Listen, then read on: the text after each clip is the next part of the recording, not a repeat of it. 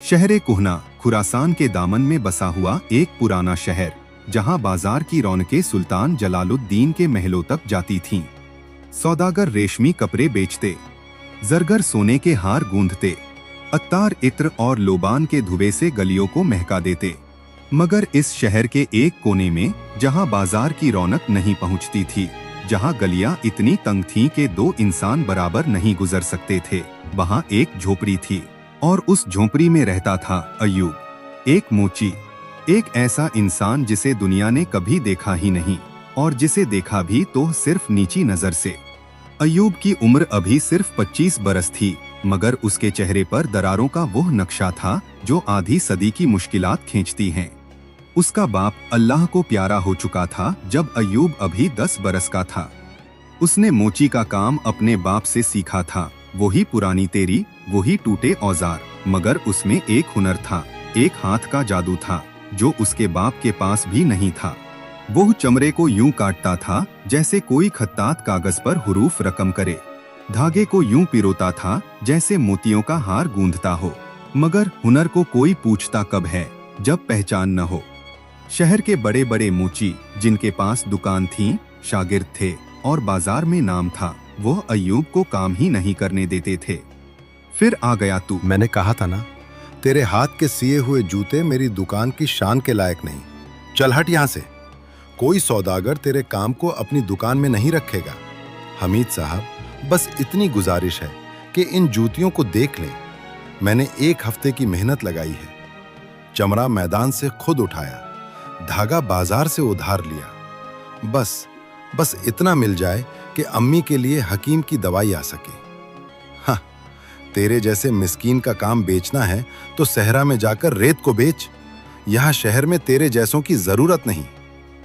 अय्यूब ने वो जूते जमीन से उठाए, एक एक मिट्टी का जर्रा उनसे साफ किया, जैसे अपनी इज्जत के टुकड़े समेट रहा हो। उसकी आंखों में आंसू थे, मगर वो गिरे नहीं। वो आंसू आंखों के अंदर ही रह गए, जैसे किसी कुआं की तह में पानी जमा हो मगर ऊपर जमीन सूखी रहे। वो वापस लौट आया अपनी झोपड़ी में, जहां उसकी बीमार अम्मी का खांसी का दौरा और तेज हो चुका था। मेरे बच्चे, आज भी कुछ नहीं मिला?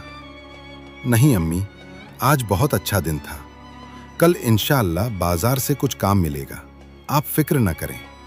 तू झूठ बोलता है मेरे लाडले, मगर तेरा झूठ भी सच्चाई से ज्यादा प्यारा है। बस एक दुआ करती हूं कि तेरे हाथों की कद्र हो, तेरे हुनर को कोई पहचाने। उस रात अय्यूब ने खाना नहीं खाया। जो आखिरी रोटी बची थी वो अम्मी के लिए रखी। खुद पानी पीकर सो गया, अगर उसे नींद आती। मगर नींद कहां आती है उस इंसान को जिसके जहन में कल का सवाल हो, जिसके कानों में अपनी अम्मी की खांसी का शोर हो और जिसके दिल में इज्जत के जख्म ताजे हों। वो उठा आधी रात को और झोपड़ी से बाहर निकला। आसमान पर चांद था, आधा, तन्हा और उदास, बिल्कुल अय्यूब की तरह। या रब, मैं तुझसे शिकवा नहीं करता। तूने मुझे हाथ दिए हैं, हुनर दिया है। बस इतनी इल्तिजा है कि कोई तो हो जो मेरे काम की कद्र करे। बस कोई एक, सिर्फ एक। अय्यूब को नहीं पता था कि आसमान के उस पार उसकी इल्तिजा सुन ली गई थी, मगर जिस तरह से उसका जवाब आने वाला था वो अय्यूब के तसव्वुर से भी परे था। अगले दिन जब बाजार के मोचियों ने फिर अय्यूब को दुत्कारा तो उसने फैसला किया कि वो शहर छोड़कर दूर के गांव में जाएगा। शायद वहां कोई उसके काम को खरीदे, शायद कोई काफिला मिले जिसे जूते चाहिए। वो सुबह सवेरे निकला, अपनी अम्मी को पानी और आखिरी रोटी देकर, और सहरा की तरफ चल पड़ा। धूप बेरहन थी, रेत जलती हुई, पानी की मशक आधी थी, मगर अय्यूब के कदमों में हिम्मत थी, या शायद मजबूरी थी, जो हिम्मत से भी ज्यादा ताकतवर चीज है।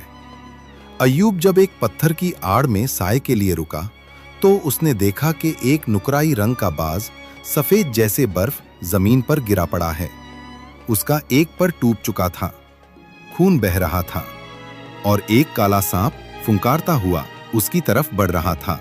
अय्यूब के पास न तलवार थी न खंजर, उसके पास सिर्फ तेरी थी और चमड़े का टुकड़ा। यह बेचारा, अगर मैं कुछ नहीं करूंगा तो यह मर जाएगा। अय्यूब ने वो परिंदा उठाया अपने हाथों में जिनमें खुद जख्म थे। उसने अपने कुर्ते का एक टुकड़ा फाड़कर परिंदे के पर बांधा। अपनी मशक का आखिरी पानी परिंदे की चोंच में डाला। यह वो लम्हा था जब अय्यूब के पास खुद के लिए कुछ नहीं था, मगर उसने वो भी दे दिया जो नहीं था। परिंदे, तू भी मेरी तरह तन्हा है। चल, मैं तुझे ठीक कर दूंगा। रब ने तुझे उड़ने के लिए बनाया है, जमीन पर गिरकर मरने के लिए नहीं। जब अय्यूब की ताकत जवाब दे चुकी थी, जब उसके पैर रेत में धंस रहे थे और आंखें धुंधला रही थीं, तब उसने देखा कि दूर एक दरख्त है और उस दरख्त के नीचे एक बूढ़ा। यह कोई आम बूढ़ा नहीं था। उसकी दाढ़ी इतनी सफेद थी जैसे चांद की चांदनी का धागा। उसकी आंखें जब खुली तो उनके अंदर एक अजीब सी गहराई थी, जैसे किसी गहरे कुआं में। झाको, आजा अय्यूब, बहुत थक गया है तू। आपको मेरा नाम कैसे मालूम? नाम तो हवा ने बताया। बैठ, पानी पी और अपने इस परिंदे को यहाँ रख। अय्यूब ने पानी पिया, मगर पहले परिंदे को पिलाया। और ये वो इम्तिहान था जो अय्यूब ने जाने बगैर पास कर लिया था। बूढ़े ने, पीरे कमाल ने सब देखा। उसकी आंखों में एक चमक आई। अय्यूब, तूने ये परिंदा क्यों बचाया? तेरे पास खुद पानी नहीं था। क्या करूं बाबा, दिल ने कहा कि बचा ले। रब की मखलूक है। अगर मैं भी इसे छोड़ देता तो मैं भी उन लोगों जैसा हो जाता जो मुझे छोड़ देते हैं। अय्यूब, ये परिंदा, ये कोई आम परिंदा नहीं है। ये जिन तैयार है, आलम जिन का पैगाम्बर परिंदा। तूने इसे बचाया, तूने अपना मुकद्दर बदल दिया। आज रात जब चांद आसमान के बीचों बीच हो, तुझे अपनी झोपड़ी के बाहर कुछ मिलेगा। उसे ले लियो और याद रख, जो मिलेगा वो तेरा इम्तिहान होगा। अगर नीयत साफ रही तो तकदीर चमकेगी, अगर लालच आया तो बर्बादी आएगी। अय्यूब वहीं खड़ा रह गया, हैरान, डरा हुआ, मगर अंदर कहीं एक उम्मीद की चिंगारी जागी थी जो बरसों से बुझी पड़ी थी। और ऐसा ही हुआ। आधी रात जब शहर सोया हुआ था, जब गलियां खामोश थीं और सिर्फ झींगुर की आवाज थी, अय्यूब अपनी झोपड़ी के बाहर आया और वहां दरवाजे के ठीक सामने एक संदूकचा था, नुकराई रंग, हल्का, जिस पर ऐसे नक्श थे जो किसी इंसानी जुबान में नहीं थे। और जब अय्यूब ने उसे छुआ तो उसकी उंगलियों में एक गर्माहट दौड़ी, जैसे संदूकचा जिंदा हो। उसने धीरे से खोला। अंदर जूतियां थीं, ऐसी जूतियां जो अय्यूब ने अपनी पूरी जिंदगी में नहीं देखी थीं। चमड़ा इतना नर्म जैसे हवा का टुकड़ा, सुनहरी कढ़ाई जैसे सितारों ने अपनी रोशनी उन पर बिखेर दी हो। मगर जूतियां टूटी थीं। उनका तलवा चाक था, फटा हुआ, जैसे किसी ने खंजर से काटा हो। और उनके साथ एक तोमार था, चमड़े का पुराना टुकड़ा, जिस पर सुनहरे स्याही से लिखा था, ये जिनजादी महपारा की जूतियां हैं। जो इन्हें सीध देगा, उसका मुकद्दर बदल जाएगा। मगर खबरदार, ये जूतियां सिर्फ सच्चे हाथों से सिली जाती हैं। झूठे हाथों में ये राख बन जाएंगी। अय्यूब के हाथ कांपे। जिनजादी, जिन्नात की दुनिया, क्या ये सपना था? क्या ये जादू था? क्या ये शैतान का फरेब था? मगर फिर उसने पीरे कमाल की बात याद की, नीयत साफ रही तो तकदीर चमकेगी। अय्यूब ने वुजू किया, 2 रकात नफल पढ़ी और फिर बिस्मिल्लाह कहकर अपनी तेरी उठाई। अय्यूब ने सिलाई शुरू की और जैसे ही उसकी तेरी ने पहला टंका लगाया, कुछ हुआ। चमड़ा जाग उठा।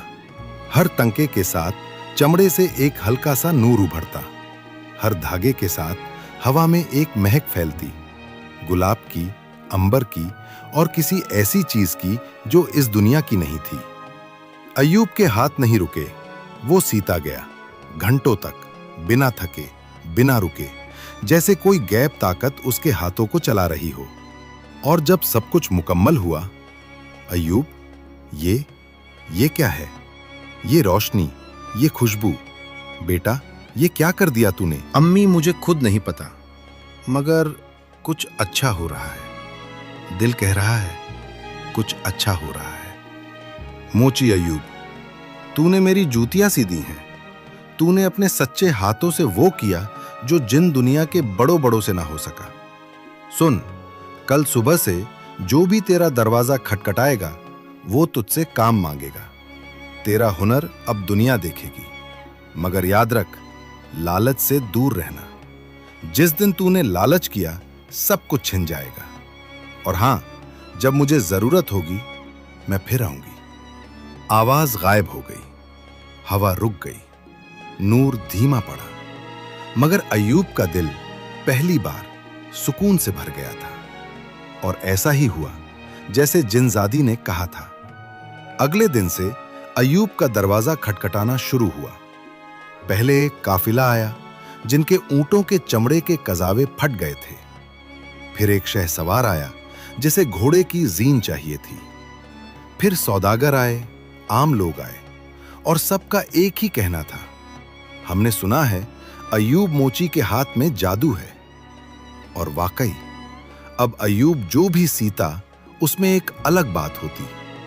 चमड़ा ज्यादा नाजुक लगता, धागा ज्यादा मजबूत होता, जूते ज्यादा टिकाऊ होते, जैसे उसके हाथों में कोई गैब बरकत आ गई थी। एक हफ्ते में अय्यूब के पास इतना काम आ गया कि उसने अम्मी के लिए हकीम बुलाया।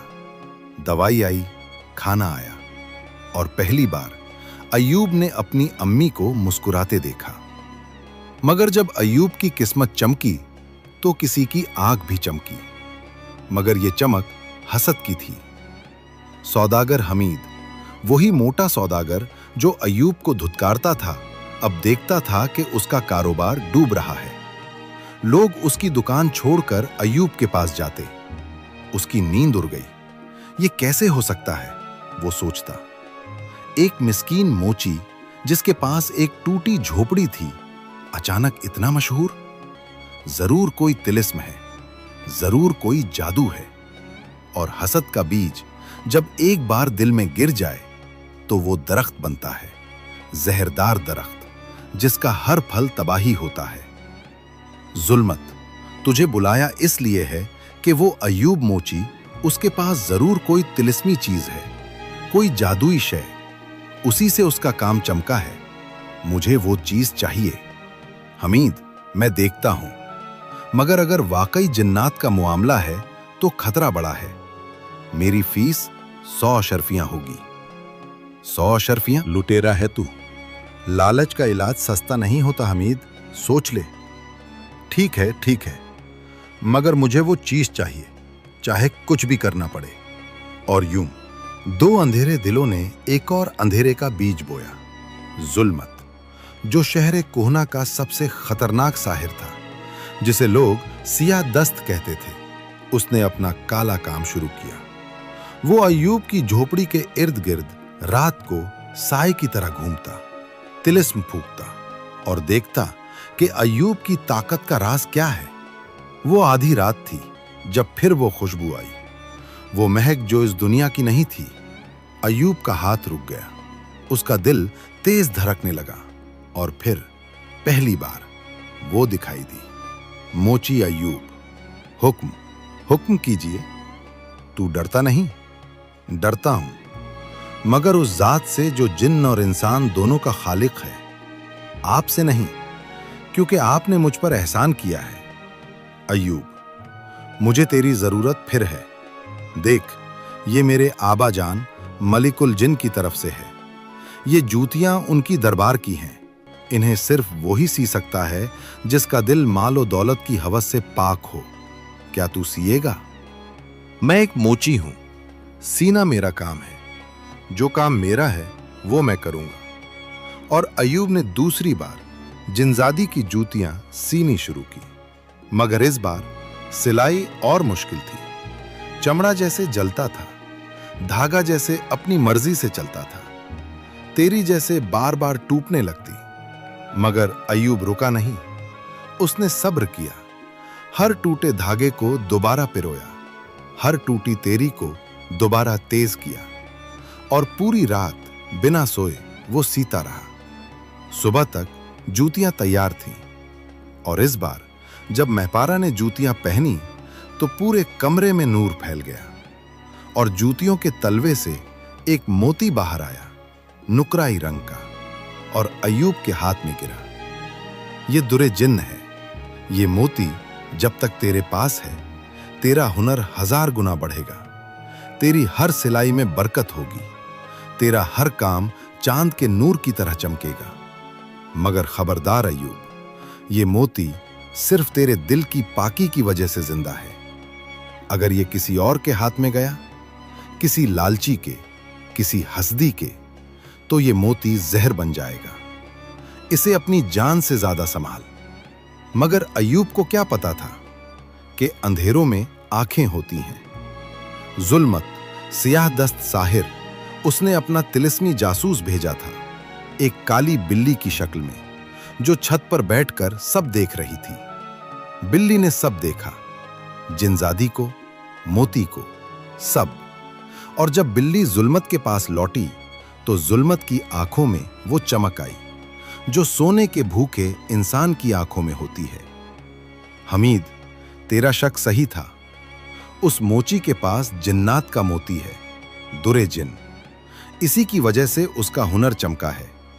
अगर ये मोती तेरे पास आए तो तू सिर्फ शहरे कोहना का नहीं, पूरे खुरासान का सबसे बड़ा सौदागर बन जाए। मुझे वो मोती चाहिए, हर हाल में। तू बता, क्या करना होगा? सीधा छीनना मुश्किल है। जिन का तिलिस्म उस पर है। हमें फरेब से काम लेना होगा। मैं एक तिलिस्म तैयार करूंगा, एक नींद का तिलिस्म, जिसे उस मोची के दिए में मिला देंगे। जब वो सोएगा तब हम मोती चुरा लेंगे। मगर एक शर्त है, मोती चुराने के बाद मुझे अपना हिस्सा चाहिए, आधा। ठीक है, आधा। अब जल्दी कर। 2 साजिशी, 2 अंधेरे दिल मिलके एक मासूम के खिलाफ साजिश कर रहे थे। दुनिया में ये हमेशा होता है कि शरीफ इंसान की भलाई शरीरों को तबाह कर देती है। इसलिए नहीं कि भलाई में नुक्स है, बल्कि इसलिए कि अंधेरों को रोशनी बर्दाश्त नहीं होती। ले बेटा, ये ले जा। तेरी अम्मी को अल्लाह शिफा दे। शुक्रिया अय्यूब भाई। ये लो, हमारी अम्मी ने आपके दिए के लिए तेल भेजा है। अय्यूब ने कोई शक नहीं किया। क्यों करता? उसका दिल इतना साफ था कि उसने कभी सोचा ही नहीं कि कोई उसके साथ फरेब करेगा।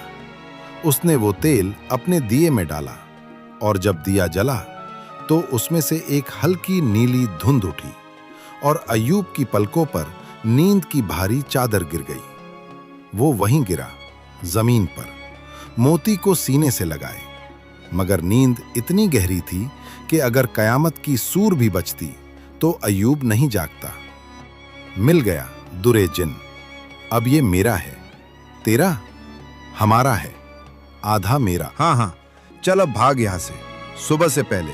और यूं एक मिस्कीन सादिक इंसान की सबसे कीमती चीज चोरी हो गई। जब सुबह अय्यूब की आंख खुली तो सब कुछ बदला हुआ था। मोती गायब था, उसके हाथ खाली थे, और जब उसने सिलाई की कोशिश की तो तेरी टूट गई। चमड़ा कटा नहीं, धागा पिरोया नहीं, बरकत चली गई थी। दुनिया ने जैसे हमेशा करती है अय्यूब का साथ छोड़ दिया। वो लोग जो कल तक उसकी तारीफ करते थे आज उसे कोस रहे थे, धोखाबाज कहते थे, फरेबी कहते थे, इसका हुनर तो धोखा था कहते थे। अय्यूब फिर वहीं आ गया जहां से शुरू हुआ था। मगर इस बार दर्द और ज्यादा गहरा था, क्योंकि पहले उम्मीद नहीं थी तो दर्द भी कम था। अब उम्मीद मिली थी और छीन ली गई, और ये दर्द, इससे बड़ा कोई दर्द नहीं। अम्मी की खांसी रात दिन होती, खाना नहीं था, पानी भी मुश्किल था। एक रात अय्यूब अपनी अम्मी के पास बैठा था और अम्मी ने उसका हाथ थामा। अय्यूब, मेरे बच्चे, तू रो मत। तकदीर का लिखा कोई नहीं मिटा सकता। तेरा रब तुझे देख रहा है। अगर दुनिया ने तेरी कद्र नहीं की तो वो करेगा। बस सब्र रख। सब्र। उस रात अयूब की अम्मी इस दुनिया से रुखसत हो गई और अयूब अकेला रह गया, बिल्कुल अकेला। दुनिया में कोई नहीं था उसका, न माल, न दौलत, न इज्जत, न कोई अपना। वो अपनी अम्मी के पास बैठा रहा पूरी रात, बिना एक लफ्ज कहे। उसकी आंखें सूखी थीं, जैसे आंसू भी उसका साथ छोड़ गए हों। और जब सुबह की अजान की आवाज दूर से आई तो अयूब ने उठकर वो किया जो सिर्फ सच्चे ईमान वाले करते हैं। उसने शिकवा नहीं किया, उसने रब को कोसा नहीं। उसने अपनी अम्मी को गुस्ल दिया, कफन दिया अपने आखिरी साफ कपड़े का, और शहर के बाहर अकेले हाथों से कब्र खोदी, अकेले नमाज़े जनाजा पढ़ी, अकेले दफनाया और फिर कब्र के पास बैठकर हाथ उठाए, या रब, तूने दिया, तूने लिया, मैं राजी हूं, मैं राजी हूं तेरे फैसले से। बस इतनी तौफीक दे कि मैं गिर कर भी खड़ा हो सकूं, कि मेरी अम्मी की दुआ, कि मेरे हुनर की कद्र हो, पूरी हो, चाहे इस जहान में चाहे अगले में। मैं तेरा बंदा हूं, मुझे तेरी रजा के सिवा कुछ नहीं चाहिए। और आसमान ने सुना, जमीन ने सुना और जिन्नात की दुनिया ने भी सुना। उधर हमीद के घर में मोती ने अपना असल रंग दिखाना शुरू किया। जिनजादी ने कहा था ना कि ये मोती सिर्फ सच्चे हाथों में चमकता है, झूठे हाथों में ये जहर बन जाता है। और ये जहर धीरे धीरे हमीद को खाने लगा। उसका चमड़ा गलने लगा, उसकी दुकान का सौदा खराब होने लगा, उसके नौकरों ने उससे चोरी की, उसकी बीवी ने उससे छोड़ दिया। लोग उससे कहने लगे, तेरा माल मनहूस है। और हमीद जितना ज्यादा मोती को पकड़कर रखता उतना ज्यादा बर्बाद होता जाता। क्या हो रहा है? यह मेरा तिलिस्म क्यों उलट रहा है? यह मोती जहर है। जुल्मत जिसने सारी उम्र अंधेरे का काम किया, अंधेरों में ही फना हो गया। उसका अपना काला जादू उसकी अपनी कब्र बना। यह है मकाफाते अमल, यह है आसमानी इंसाफ। जो गड्ढा दूसरों के लिए खोदता है, रब का दस्तूर है कि पहले वो खुद उसमें गिरता है। अयूब माफ कर दे मुझे, यह मोती ले जा यह मोती, यह मुझे जला रहा है, यह आ। सौदागर हमीद, जो दूसरों को हकीर समझता था, जिसने एक मासूम की रोजी छीनी, जिसने चोरी और फरेब को अपना रास्ता चुना, वो आज एक सियाह पत्थर बन गया बाजार के बीच में, ताकि आने वाली नस्लें देखें और समझें कि लालच का अंजाम क्या होता है। अयूब, महपारा तुम आई, मैं देखती रही अयूब, सब देखती रही। तेरा दर्द, तेरी अम्मी की रुखसती, तेरी तन्हाई और तेरा सब्र। तू जानता है यह सब इम्तिहान था। दुरे जिन, वो मोती, वो तेरे दिल का इम्तिहान था। हम देखना चाहते थे कि जब सब छिन जाए तो तू क्या करेगा। क्या तू टूटेगा? क्या तू रब से शिकवा करेगा? क्या तू बदला लेगा? तूने कुछ नहीं किया, तूने सिर्फ सब्र किया, तूने सिर्फ ईमान रखा। और यही वो चीज है जो मोती से भी ज्यादा कीमती है। ये दुरे ईमान है। ये मोती कोई चुरा नहीं सकता, क्योंकि ये तेरे अंदर रहेगा, तेरे दिल में। ये किसी संदूक में नहीं रखना। इसका नूर तेरे हाथों से आएगा, तेरी आंख से आएगा, तेरे किरदार से आएगा। आज से तू सिर्फ मोची नहीं, तू उस्ताद है। तेरा नाम जमाना याद रखेगा। तेरी अम्मी की दुआ अर्श तक पहुंची थी अयूब। वो दुआ, उसी ने तुझे यहां तक पहुंचाया। मेरा बच्चा, मेरी दुआ कबूल हो गई। अयूब, मोची अयूब, जिसे दुनिया ने कुछ नहीं समझा था, आज खुरासान का सबसे मशहूर कारीगर बन गया। मगर उसने ना महल बनाया, ना खजाना जमा किया।